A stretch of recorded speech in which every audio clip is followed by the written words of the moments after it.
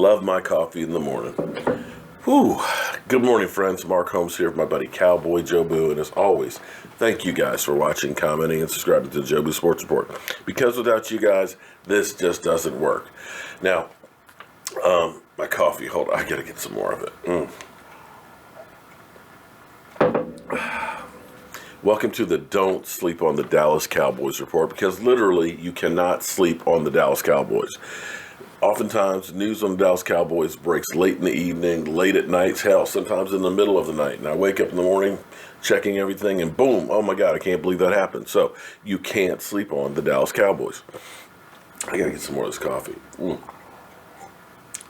I couldn't get my coffee yesterday morning because I had to go to the doctor, and you have to fast before you go and all that. But one thing, I've got a lot of people that are my age that are watching this channel. Make sure you guys get your colonoscopy done, okay? Because you won't show any signs of having colon cancer, and it's one of those things that you don't want to get because it's not good if it's late. Give me a quick example, and I know this has nothing to do with football, but it has everything to do with life. My brother had a coworker that he hadn't seen for a while, and finally saw him, and the guy had lost a bunch of weight. And he said, man, I don't know what diet you're on, but you know what? I want to get on that diet because I could afford to lose some weight my damn self. He said, no, bro, you don't want to be on this diet. He said, I've had colon cancer, and it's not looking good. He said, make sure you get yourself checked. And my brother made an appointment that week, and it turns out that he had the beginning stages of colon cancer.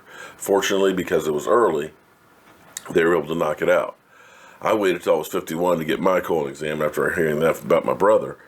And lo and behold, I had 7 polyps, and some of them as big as 2 centimeters, and now I have to get checked every year. So do take care of that stuff, man. Get it checked out because we want to keep you guys here.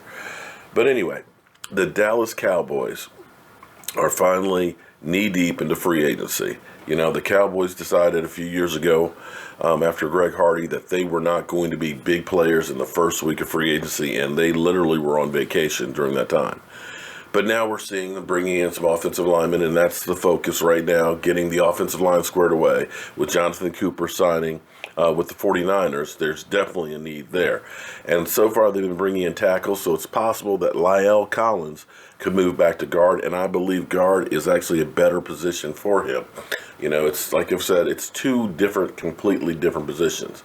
Guards are more aggressive as far as the pulling and going to second level, going for linebackers on running plays, more trapping in the line and stuff. So you have to be better on your feet and quicker as a guard.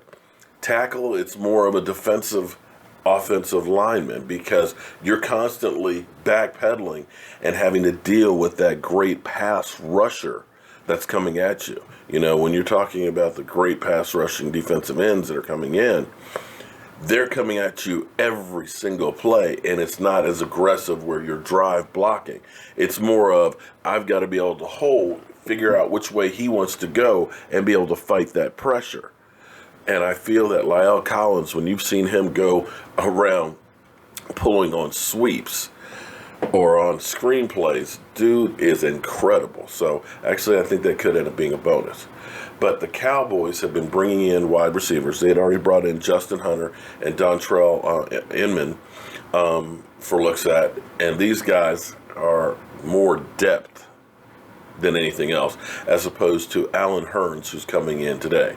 Alan Hurns was supposed to be in New York, but outside here in Northern Virginia, we've got the snowstorm that is literally going from the Carolinas all the way to Maine. And it's going to be a big, big storm here. Welcome to the second day of spring. Yeah, there's that.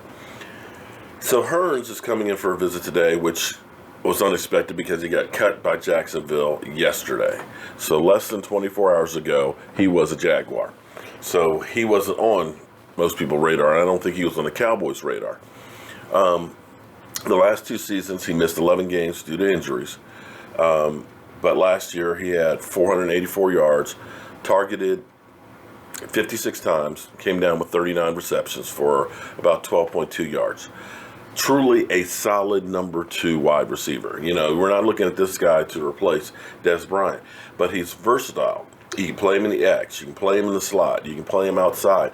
So he can be able to move around on different locations, something that our team seemed to lack a whole lot of. Pretty much Dez was always on the outside, Cole Beasley was in the slot, and Williams was outside. And we didn't vary that very much. We didn't get creative very much with what we were doing with our wide receivers. Alan Hurns gives you that opportunity to move him around and make him, say, an X factor, so to speak. No disrespect to Dez. So you're talking about supplementing Dez, not replacing Dez with them. Hunter and Amon, you weren't talking about replacing really anybody. You were talking about kind of third wide receiver or depth guys. So clearly this would be a solid signing if the Cowboys sign him and keep him from making that trip to New York after he's left.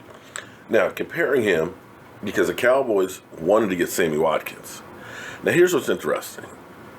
Sammy Watkins had about almost 600 yards receptions last year on 39 catches, 15.2 yards per reception. It was really good. But he was targeted 70 times and only came down with 39 catches, the same number that Alan Hurns had. Interesting, right? But he cost a whole lot of money. And the thought was with those 39 receptions that if you sign him at a $16 million contract, you're getting rid of Dez Bryant. So this, to me, is a better value type of a signing, a better fit, and it allows you to hold on to Dez Bryant at least for a little while longer, because basically you see Sammy Watkins, 39 catches, same price tag as Dez Bryant. Dez Bryant contract doesn't look quite as bad now than it did a few weeks ago. So we'll see what happens with the Cowboys getting him there at the Star. We know that Will McClay is there to greet him and deal with him and everything else while Jerry is out on vacation. Now, one other thing we got today, of course, Orlando Scandrick. Orlando Scandrick, he's doing what most players that go from the Cowboys do to Washington. I guess it's kind of like when you're dating a woman and that woman talk about my man. Oh, my man is so good. My man is great and everything else. I love my man and everything. But once you break up, girl, you know, he didn't satisfy me. He was no good. You know, he about this big. She trashes you after the fact. When you were together, you were the greatest thing since sliced bread. When you break up, you weren't nothing. And that's what we got with Orlando Scandrick, as well as every other Cowboy player that has left Dallas and gone to Washington. And it's funny because I've heard it all every time, because I live here in Northern Virginia and listen to Sports Talk 980. I've heard Jason Hatcher trashes, Chris Canty, James Washington, Dion, all of them. They all come here and say, oh, yeah, man, we love the way everything's done here in Washington and stuff. The coaching staff, you know, the tradition in Washington and things. You know, it was bad being in Dallas, as he said, that, you know, they gave up on me.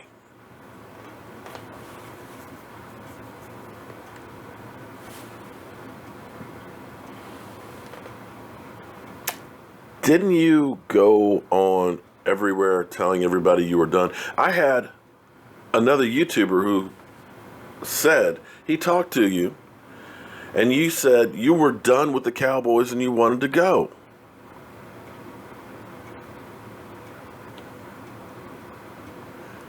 You went on Instagram and said, please release me, let me go. You told everybody that would listen, please let me go. And now you're saying, well, the Cowboys gave up on me, but you were asking to be released. But anyway, that is what it is. I wish you the best of luck with the Washington Redskins. Track history will tell you that that's where Dallas Cowboys players' careers go to die. Just stating the simple fact of the way it has been with Washington Redskins, with former Cowboy players. They even made fun of the situation the day he was signed. But hey, that's how it is between the Washington Redskins and Cowboys. What I wish for the days of my youth. The days of real rivalry between the Cowboys and the Redskins. The days when both teams were fighting it out for chances to not only be in the playoffs, but to go to Super Bowls, to win Super Bowls, when everything was through the NFC East. Yeah, those days are long gone, and our Dallas Cowboys have a lot of work to get back to where we once were. And hopefully, maybe Alan Hurns is a piece of that, getting back on top. I'm Mark Holmes. This is CowboyJobu, and thank you guys for watching the Don't Sleep on the Dallas Cowboys Report. Now I'm going to go back to enjoying my coffee, and I'll see you guys with any news on the Cowboys Hello, today. friends. CowboyJobu here with an unsolicited opinion on the Jobu wings. You were saying about the wings? The wings are the best I've ever had. Hands down. Awesome. Okay, well, we've been passing out our recipe. If you actually look on our YouTube channel, we have all the recipes for all this stuff on here. With the women, with the ladies. You know that. Okay, slide in a little bit here. Okay, all right, so on 3. Okay, get in there, man. Okay, we're gonna do How About Them Cowboys. Okay, all right, everybody, on 3, How About Them Cowboys. 1, 2, 3. How about them Cowboys?